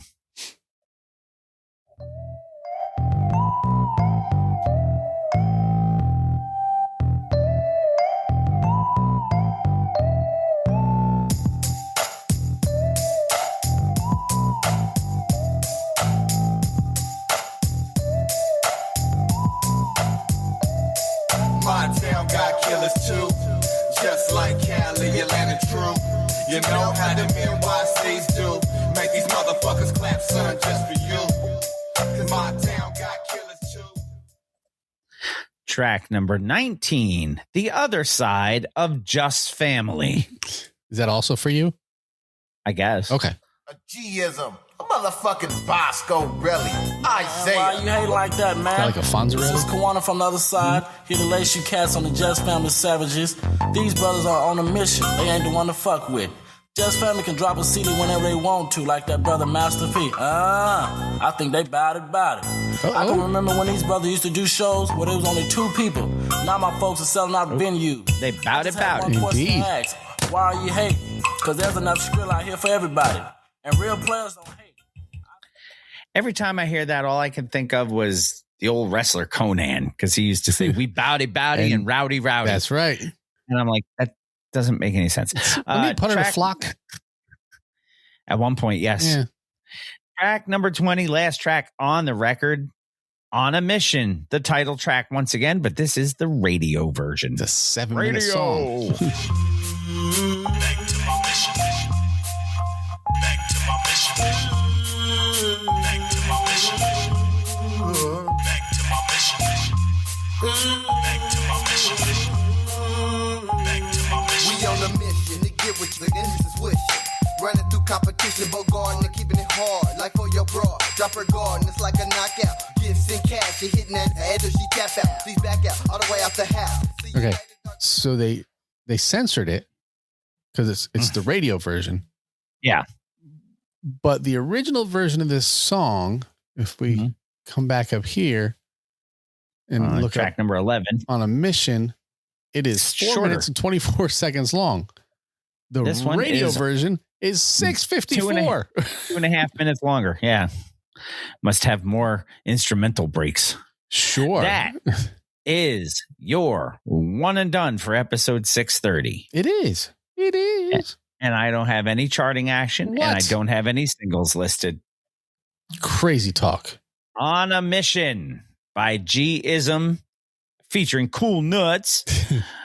Your one and done for Cool Nuts. Episode 630. Wasn't bad. No, it wasn't bad. It had its moments. It was very G-Funk. Yeah, it had its moments. But it also had a lot of other people's moments, I think. Yes. But it was fine. It's now time for the record of the week. Yes, this is the one. All right, so hit me with a little knowledge on this one. Okay. First, tell people who it is as I pull it up on the screen up here. Well, this came out 2007, according to my notes. That is accurate, which is very, very off from our era.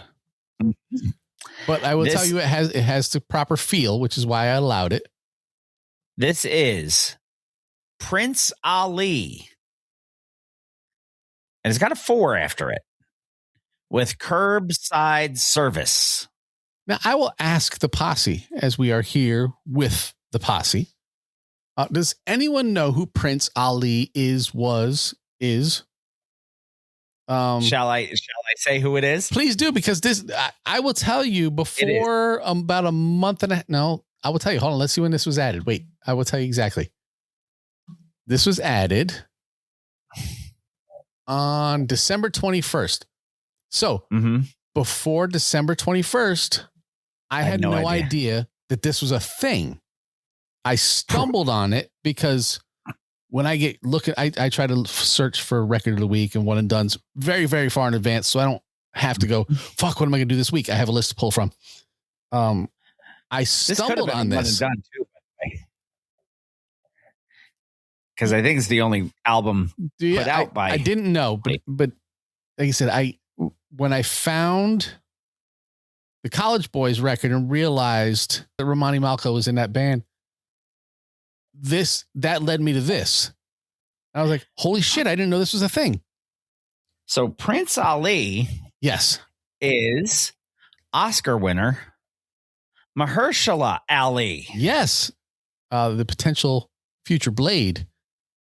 Yeah, man, was excellent in the Green Book, but and there's a shit ton of tracks on this record. 2, 4, 6, another 20, 8, 12, 14, 16, 18, 20. Counting for you. Yes. I'm just making sure I have the same list you do. Yes. No, Gail, none of us knew that. I'm not trying to sound braggadocious, but out of the people listening, if I don't know it, there's a good chance the majority of you don't know it. I don't say that to sound cocky.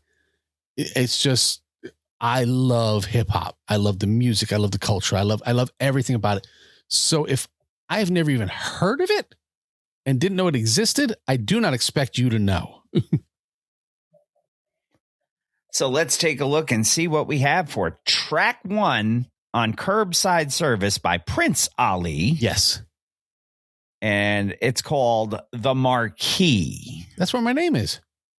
Watch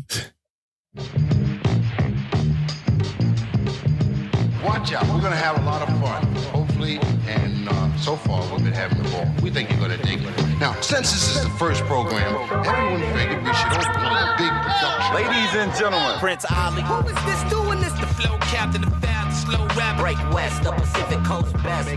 Make a clap to this, ladies and gentlemen. Yes. Lion said, Jamie loved hip hop the way Wadey loved K-pop. Damn straight. Yeah, funny. Track number 2, Way of the Warrior.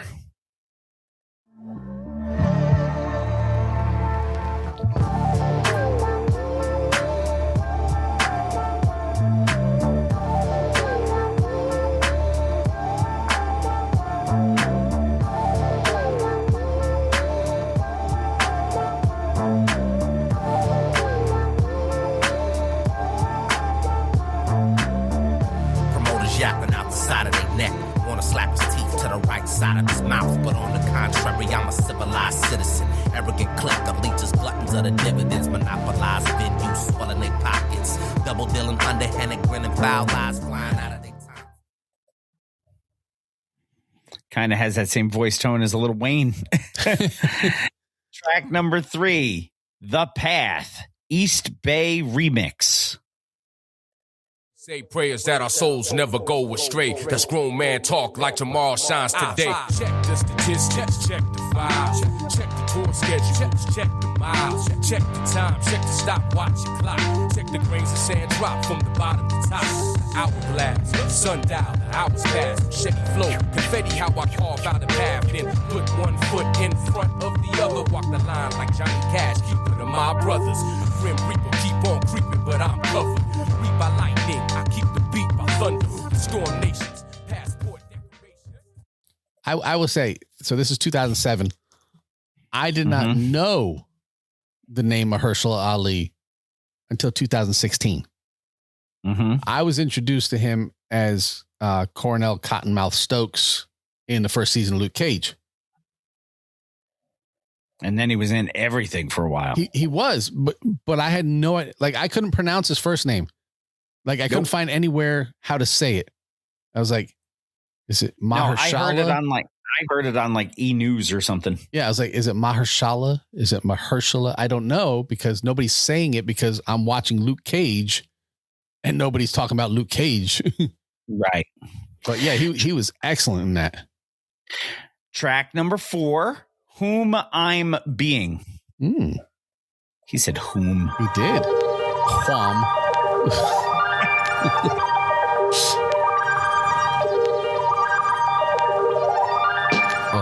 Spirit illumined, I'm blueprints and mysteries union. We've arrived now, the globe's warming, cries out. Saliva dripping, douse the honeycomb, hot out. Human perfume, sewers, some new slabs for the skewers. Sojourn on tape deck, tours after dark. Weeks Park, dribbling, dumping off from shopping carts. Go kart, geographic, sketch a map, graphic. Simply draw community, the sponge is soaking art.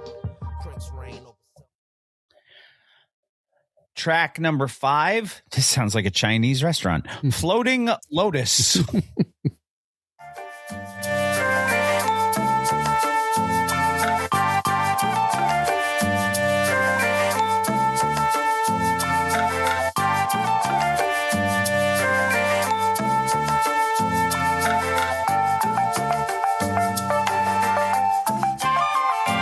Socializing with my compadres from the 513, visualize my space. Crack open the Golden Gate, watch a cool breeze. Wearing breakers, knickerbockers, flamingos popping, flock for fathers. Tell baby I'm too grown to birth your daughter. Learn your gently. He's a lot more talented than I thought this was going to be. Yeah. I missed this earlier. I'm sorry, Lion. I was doing other stuff. Yeah. Luke Cage was canceled, so no one will be forced to pronounce dude's name. Track number 6, Sideshow. Bob? I knew you were going to.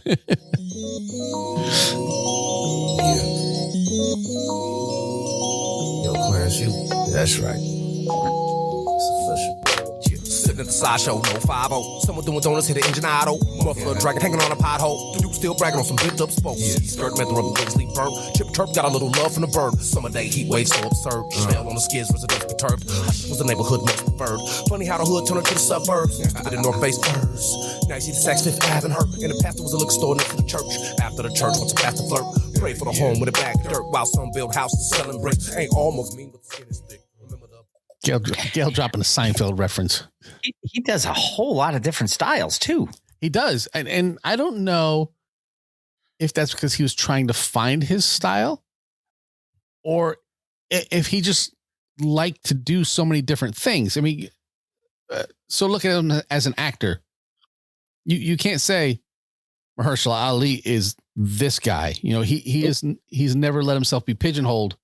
So maybe he was trying to do that as a rapper too. I don't know. Maybe so.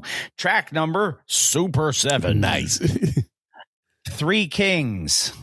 Wasn't that a Marky Mark movie?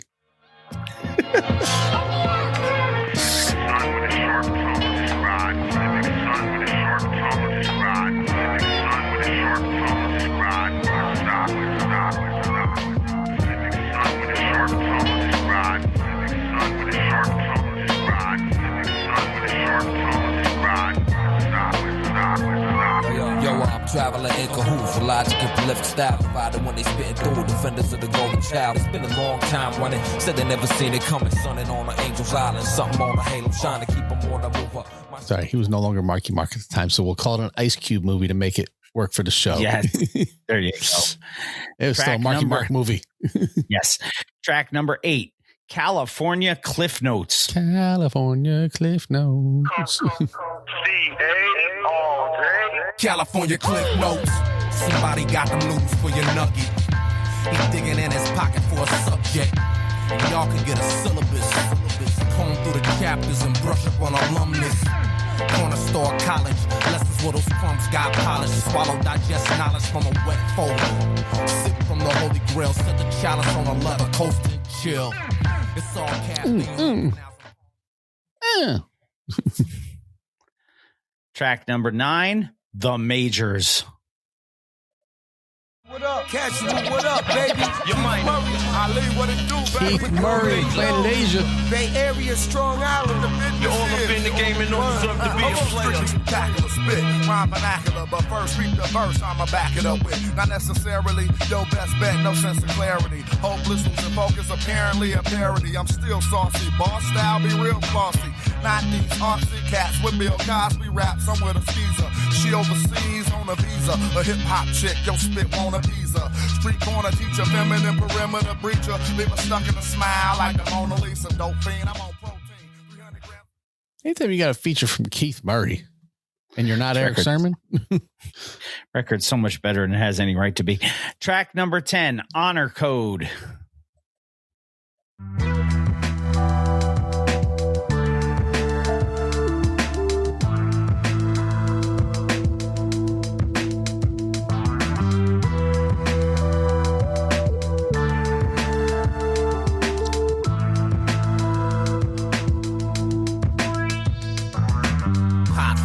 Rise, totem pole alphas, gum bumper, knuckle down, something over foulness. Food chain, crown swagger, chunk change challenge. Hustle with legitimate ducks to build palace. Gratitude, I move with equipment under my cap. Toolbox, chatter specialist, loogies and chaps. Track number, what are we up to? 13? We're up to 11. 11. Okay. This is an interlude. Ooh. Running 1 minute and 28 seconds long. It's called The Building.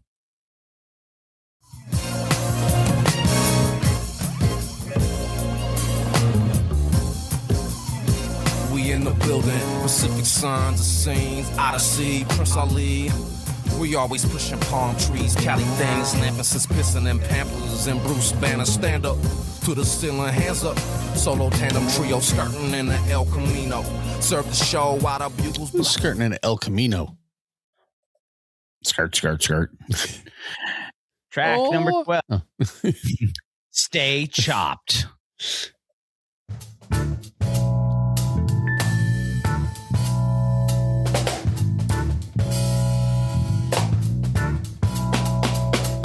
Stay chopped through the wop, busting biological. Blew his face off on the prelude of the Odyssey. Bay talk, boss walk, bungalow, swiller. Paid off, I'll be set it off, blowing down your villa. West Coast Cali, calculate hood rats. Crawling in them alleys where that cheddar get made at. Armpit of the city, haystack hooligans. Never on the address saying we gon' rule again. Reaching in the think tank.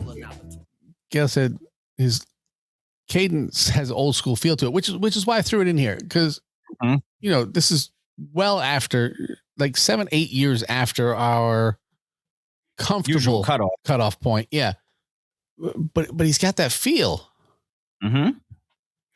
Track number 13, War Wounds. Lancelot glisten like Lancelot. Got digits so the two could talk intimate. Something got delivered, it was sweet and scented. He on the porch cheesing like a dentist grinning. Eve gave the apple to him from the beginning. Biting from him from the genesis to the ending. She need hugs, love slow as sea slugs. He getting bank stubs and laying on a damp rug. Saw tears of joy in the wonder years. They both started wondering just what it is. The overwhelming feeling of a lover's lips. Sweet thoughts touched her heart and left the fingerprint. It's so hard to depart when they sail. Track number 14, Same Struggle.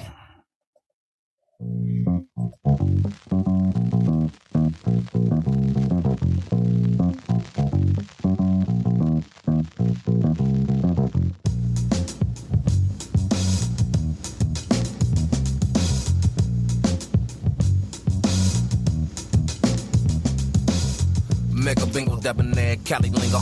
Crack the pad, dipped in honey, grungy whistle grinding. People, courtyards, amphitheater squads. Really amped on applause, the harmonies ours. Chefing something serious and synchronicity sauce. It's a cycle of life, infinity's food source. Organic four-course, our Rahim's mercy. Bless the thirsty, percolating buckets in Berkeley. Seeing MCs pass by, bumble or something. Track number 16, The Soiree. It's an S Am I word. 16? Is it 16? Yeah. No. Okay. 15. 15. Okay. The Soiree.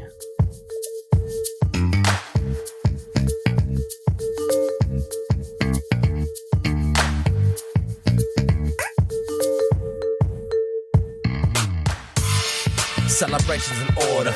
Corner ensemble, critically acclaimed, ask your local reporter. Crown anonymous, say Jewel Prophet. Came up pulling my bootstraps when flat tops is common. Buckle your chin straps, win back, not of this gold. Now it's 16. Yes. And this one reminds me of the movie Boomerang. Coordinate. You got to coordinate. John Witherspoon, rest in peace. Yes, yes.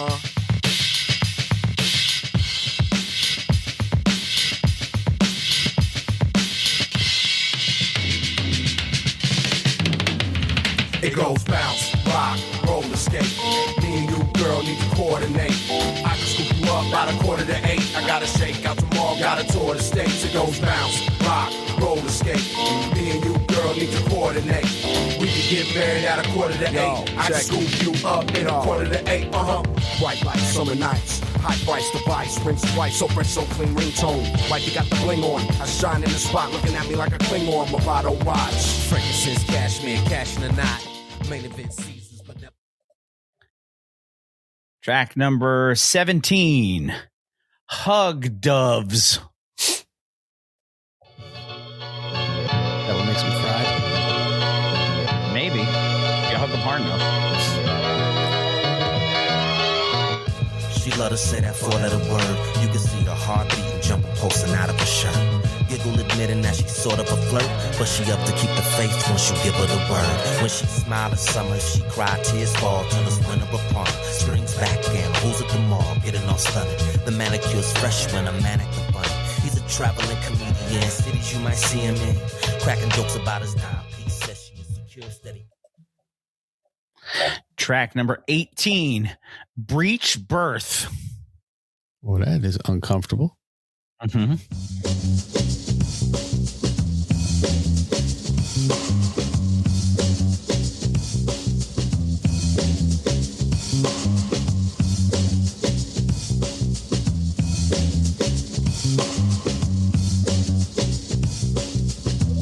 Running with them breech birth children. Bunions need Timberlands. Eyeballs, goggles raw, indigo tinted. The way the captain wore hat, goofy on the women.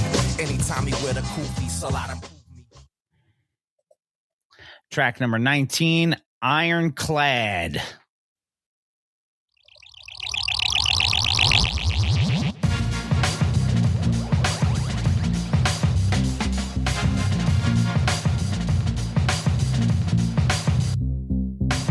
Juggling cherries, wobbling up on the end of my backwoods, lightning bolts out of my backpack, delivering you hard goods. I'm color thirsty, tropical concrete, breaking under my flippers. The gods curse me. Typical work week, MCs and babies. You can call the club a nursery. First degree, I'm murdering my. That's another one with an Outcast Andre 3000 feel. Yeah, I can see that. Yeah.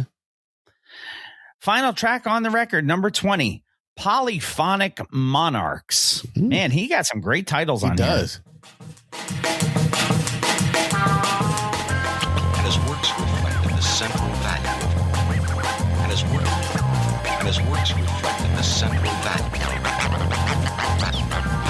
His existence, life and death. Life and death. Life and death.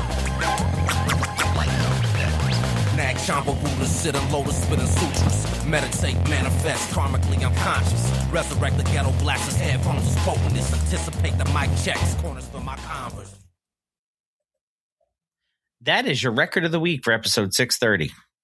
Yeah. That is Prince Ali, now known as Oscar-winning actor Mahershala Ali. Pretty sure he's won an Oscar. Yes. I'm going to tell you about 2007. 2007 time frame is DJ Khaled, is Soulja Boy breaking out, is Soulja Boy, tell him, is Nicki Garbage, is Drake. I believe J. Cole came out around that time. So this is what we're talking about for music. Yeah. All stuff. We're not talking about the talent, all stuff that we here are not fans of that style, that era, that whatever. Somehow this dropped in that same time period and we all missed it. I don't know how, I don't know why. I the only thing I can think of is because we knew we didn't like the stuff that we did here. So we weren't going looking for anything else. But this is a dope record. It's a real dope record. Everything about it is dope. The production is really good. Ali's lyrics are good. His delivery is good. I mean, it's good stuff. Oh, really enjoyed that record. You know what? Completely off. I do have an old to the new this week. You do? I do. I was just looking at my notes and I was like, I did write one in and I didn't put it on Bill's stuff. In case you guys are curious, Bill and I have different show notes because Bill has to say a lot of things and I don't. Yes. So I will defer to you for the old to the new for episode 630. Who do we have? I believe I sent it to you, not in the show notes. I sent it to you personally. We have the return of the Chief Rocker Busy Bee. Oh, yes. That was a couple of weeks ago you sent me. Yes. That. Well, last week we kind of got overtaken. Yes. But yeah, the song is called Paper Chasing. It's by the Chief Rocker Busy Bee. As in Busy Bee, who as in Ba with the Ba. Kumo D with the Ba with the Ba. Yeah. So straight committing suicide. So yes, Paper Chasing by a legend in the game, Busy Bee.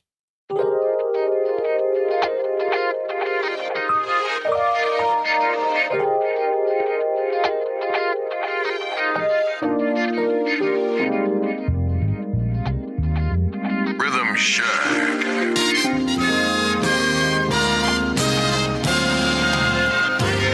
It's all about that paper chasing, baby. It's about that money, that's the so I go hard until I can't. So I gotta live that paper chasing, baby. It's all about it. It's all about it.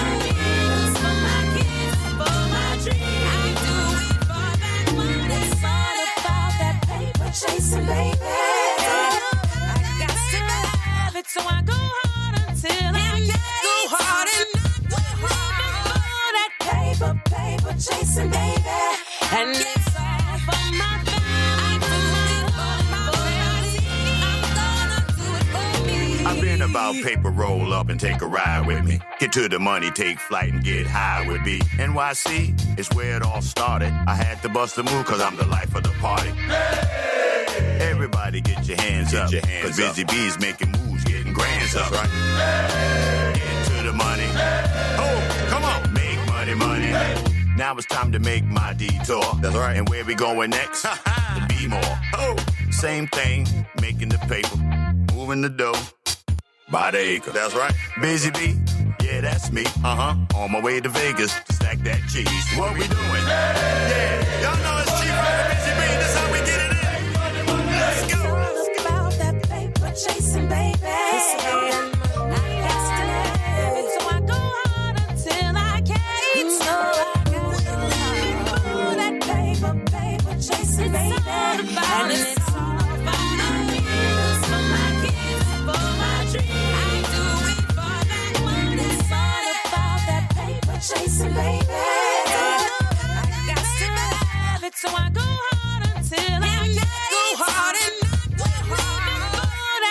paper, paper chasing, baby. And it's all for my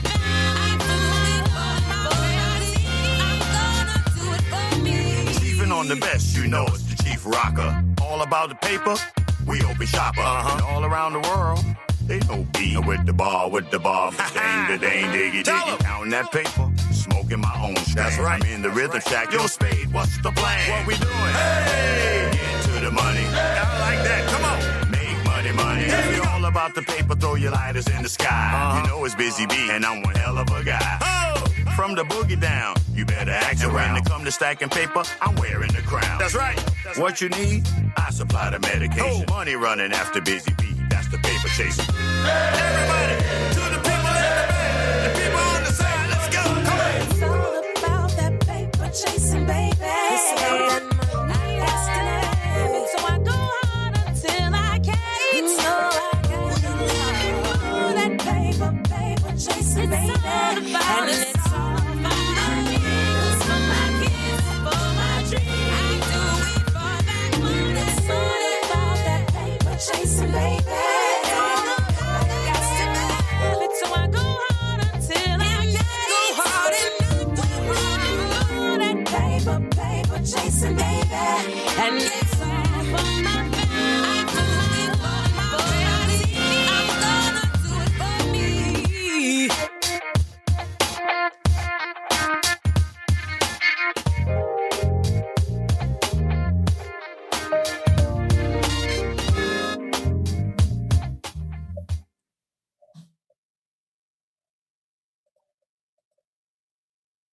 That is the Chief Rocker Busy Bee with your Old of the New for episode 630, Paper Chasing. Wow. Yeah. I was not, I didn't have Busy Bee putting out a new track on my bingo list this year. No, I don't think anybody did. I'm kind of happy too.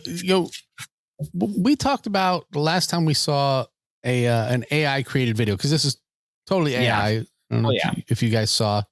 Oh, yeah. Created with Sora. And it's blatant. It's posted right in the video. Sora by CSE Inc. 97. It is well done. The last one, I think, was the Red and Meth one. On Eric Sermon's record. That video was awful. The song was great. The video was awful. AI video. But this one was well done. Yeah, compared to the other ones. I mean, I'm still not a big fan of the AI stuff. Well, no, but this was a much better. He says our trading cards are AI. Well, partially. Part of it was me, but all right, man. Where are we in the show? We are about ready to take our final break of the evening after going through. Our artist of the month is Domino. Your record of the week was Prince Ali, Curbside Service. Your one and done was G-ism with featuring Cool Nuts with On a Mission. And that one and done, or the old of the new that we just brought you was Paper Chasing by the original Chief Rocker Busy Bee. Yes. We're going to take our final break of the evening. When we come back, it will be time for Bill Reed's Lyrics on Mr. Throwback Thursday, episode 630. Yo, what's up? This your boy, Uncle Luke. Somebody say, hey, we want some pussy. And you're listening to my boy, Jamie and Billy on Mr. Throwback Thursday. You know, I gotta say this. These boys be talking some real good things on Throwback Thursday, so make sure y'all check them out. It's your boy, Uncle Luke.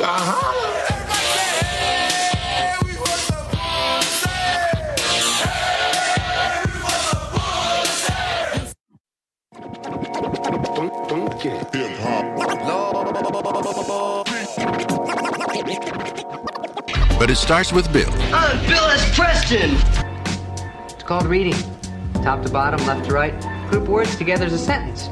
Take Tylenol for any headaches. Midol for any cramps. Most people probably don't listen to the lyrics, but they should. Welcome to Bill Reed's Lyrics.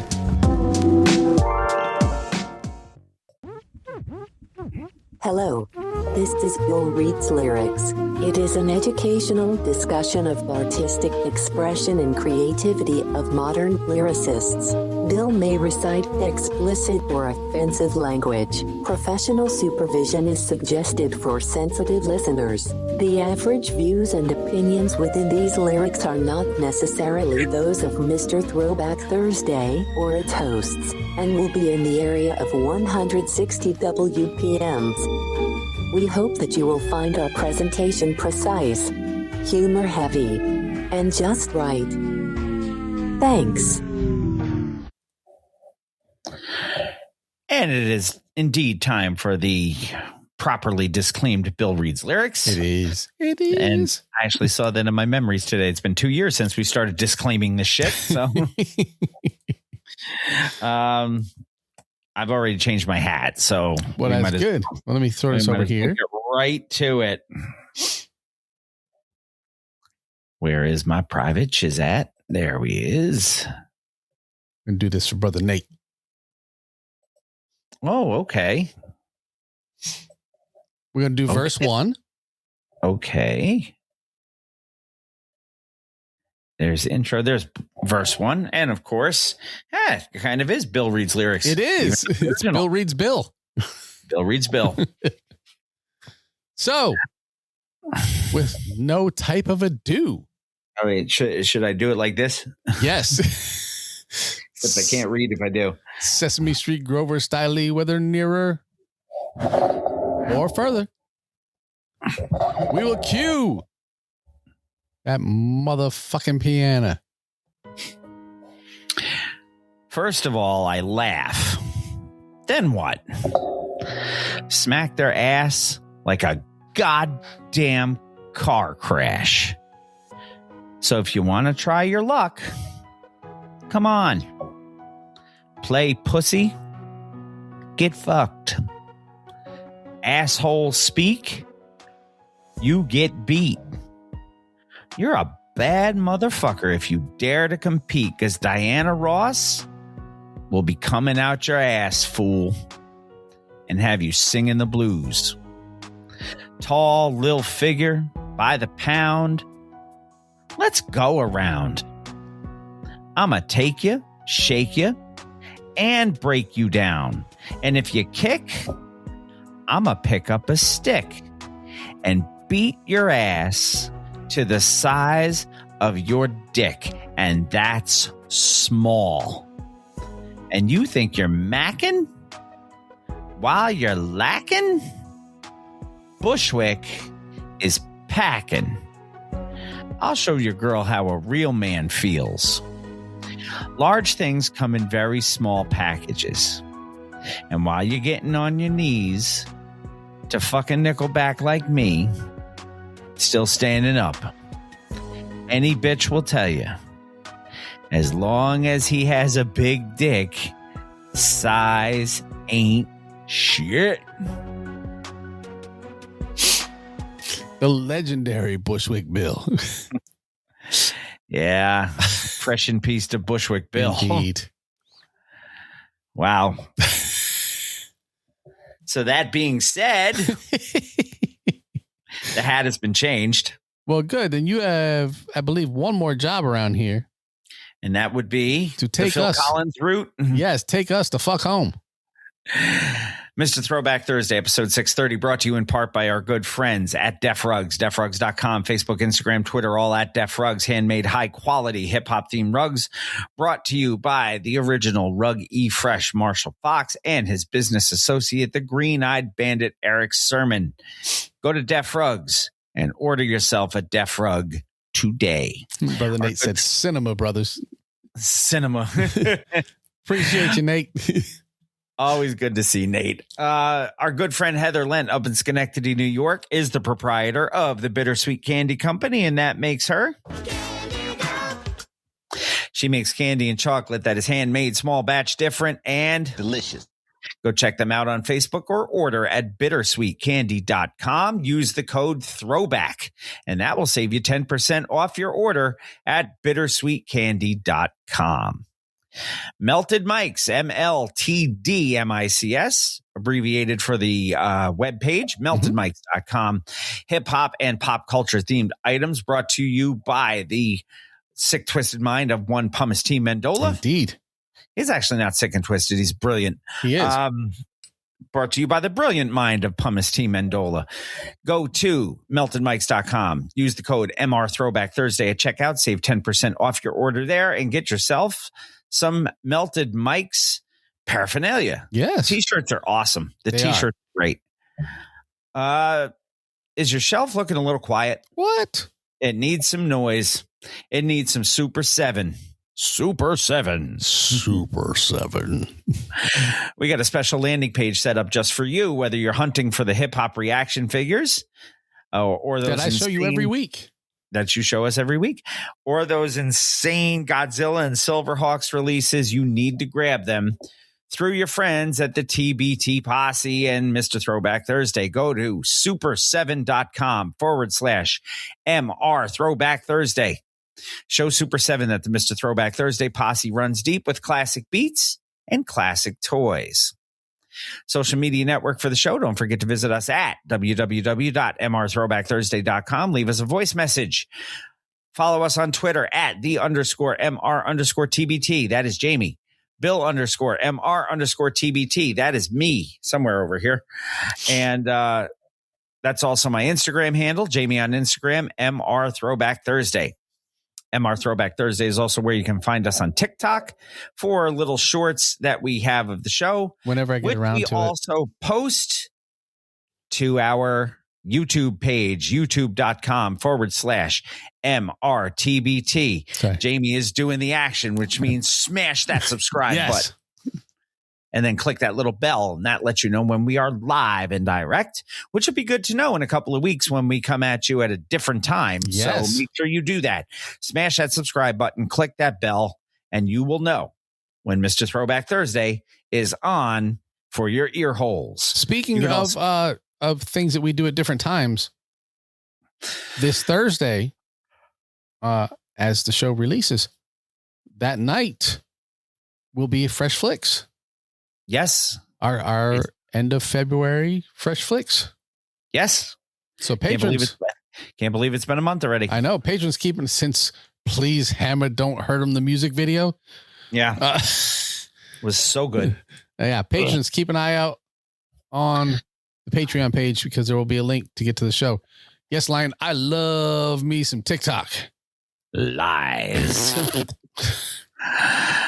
You can also go to the Facebook page, Mr. Throwback Thursday, and home of the TBT Posse. Check us out as well. That is where the information will be for the raffle, by the way. Yes. And send us emails as well if you are so inclined to mrthrowbackthursday@gmail.com. It is time for shout outs. Woo.